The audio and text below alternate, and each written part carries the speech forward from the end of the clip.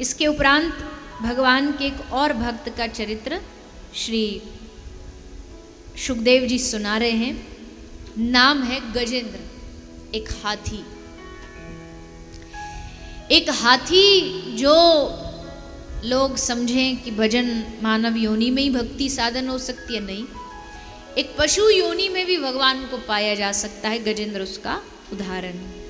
एक बार अपने पूरे परिवार के साथ सरोवर पर स्नान के लिए गया था। बड़ा आनंद में था, पूरे परिवार के साथ मौज मस्ती कर रहा था। सूंड में जल भर भर के एक दूसरे के ऊपर डाल रहा है, लुटा रहा है। सब आनंद में डूबे थे। तभी उसी आनंद के बीच में एक ग्राह आया, एक मगर आया और उसने आकर के गजेंद्र का पांव पकड़ लिया। पांव पकड़ के उसको जल में खींचने लगा। गजेंद्र ने अपना बल लगाया, बड़ा शक्तिशाली था और अपने बल का बड़ा अभिमान था उसको। मेरे जैसा शक्तिशाली कहाँ, ये एक मगरमच्छ, एक पांव फेंक के मारूंगा पड़ेगा दूर जा करके। पर जानता नहीं, काल जब आता है ना, तुम लाख कोशिश करो उसे भगाने की, अपने से दूर करने की, भगा नहीं पाओगे। काल जब आएगा, बुढ़ापा जब आएगा, कितना भी बालों में काली मेहंदी लगा लो पर मृत्यु से बचेंगे नहीं। कितने भी बढ़िया बढ़िया दांत लगवा लो, मृत्यु तो आएगी आएगी। ये कोई हाथी घोड़े की कहानी नहीं सुना रहे सुखदेव जी। ये हाथी कौन है? जीव ही हाथी, जीव ही गजेंद्र है। मगर काल है। मगर ने सबको पकड़ रखा है। जैसे महाराज जी ने किसी को, अपने परिकर को कहा कि जी फलाने फलाने तारीख को हमारी कथा है, सब आना उत्सव में। वहां से फोन आता, महाराज जी आ तो जाते मगर ये काम है, कर तो लेते मगर ऐसा है। सब इस मगर ग्राह रूपी सबको पकड़ रखा है इस काल में।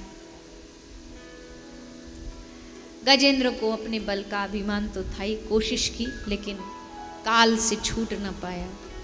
धीरे धीरे जो अपने साथ वाले खड़े थे वो सब भी एक एक करके धीरे धीरे खिसक गए, सब ने साथ छोड़ दिया।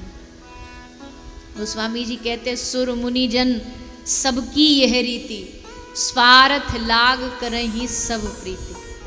ये दुनिया में ये दुनिया चल ही स्वार्थ की वजह से, इसमें कोई बुरा नहीं है, ऐसे ही चलेगी। स्वार्थ न होता तो एक व्यक्ति दूसरे व्यक्ति, हर व्यक्ति को किसी ना किसी वस्तु से स्वार्थ है, स्वार्थ से जुड़े हुए। कोई ही रिश्ते होते हैं जो निस्वार्थ होते हैं और उन्हीं रिश्तों को सबसे ऊंचा माना जाता है। जैसे गुरु शिष्य, भक्त भगवान का, ये निस्वार्थ है, इसमें कोई स्वार्थ नहीं होता। सब साथ छोड़ छोड़ करके चले गए। अकेला मृत्यु की ओर सरक रहा है गजेंद्र। कहाँ जाऊं, किसको पुकारूं? शरीर काम कर नहीं रहा, परिवार साथ दे नहीं रहा। तब याद आया, मेरे रक्षक तो एकमात्र भगवान है। और तब भगवान का नाम का आश्रय लेकर के गजेंद्र कहता है। यहाँ एक गुरु नानक देव का बड़ा सुंदर भाव है। कह रहे हैं कि जब सारे सहारे टूट जाते हैं ना, तब एक सहारा, एक टेक आती है। दुनिया में कहावत है कि डूबते को किसका सहारा? तिनके का। पर जो भगवान का आश्रित होता है उसको तिनके का कोई सहारा नहीं होता। डूबते को गोविंद का सहारा, परमात्मा का सहारा। भगवान उसे कभी डूबने नहीं देते, मालिक उसे कभी गिरने नहीं देता। एक दृष्टांत देते हुए कहते, एक गाय कहीं जा रही थी, पीछे उसके बाघ लग गया उसको खाने के लिए। बाघ पीछे पीछे भाग रहा, गाय आगे आगे भाग रही है। भागते भागते जान बचाती बचाती गाय चारों तरफ गांव शहर सबको पार करती करती अपने आप को बचाती बचाती पहुंच गई एक सरोवर में। सरोवर में पानी बहुत कम था, दलदल ज्यादा थी, कीचड़ ज्यादा थी। वो जान बचाने घुस गई उस कीचड़ में, बाघ भी पीछे पीछे घुस गया। भीतर जाके बीच सरोवर में जाकर दोनों अटक गए, फंस गए। गाय जोर लगाई, नहीं निकल पाई। बाघ ने पूरा जान जोर लगा लिया, बाघ भी नहीं निकल पाया। घंटे बीत गए, बाघ अब घबराने लगा। उसे लगा अब तू यहीं भूखा प्यासा खड़ा खड़ा इसमें फंसा हुआ मर जाएगा। बाघ घबरा रहा है, गाय को कोई चिंता नहीं, एकदम प्रसन्न मुद्रा में खड़ी है। अब इतनी देर, अब बाघ को लगा मरने तो वाला ही हूं, तो दोस्ती क्यों ना इससे कर ली जाए। तो बाघ ने गाय से पूछा कि अरे बहन तू एक बात बता, मैं बाघ होकर के चिंता में इतना परेशान हूं कि मैं यहाँ खड़ा खड़ा मर जाऊंगा भूखा प्यासा, और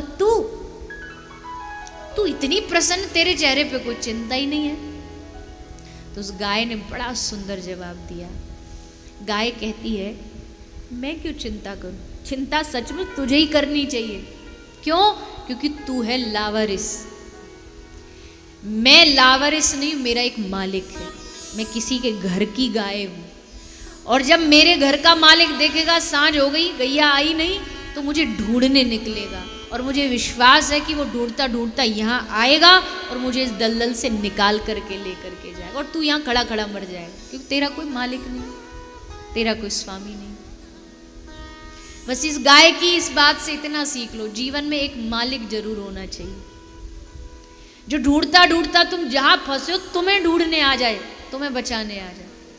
कहाँ है आज, दिख नहीं रहा, रोज तो आता था आज नहीं दिख रहा। ऐसे माने तो वो एक टेक, वो एक सहारा है भगवान का सहारा। इसलिए नानक कहते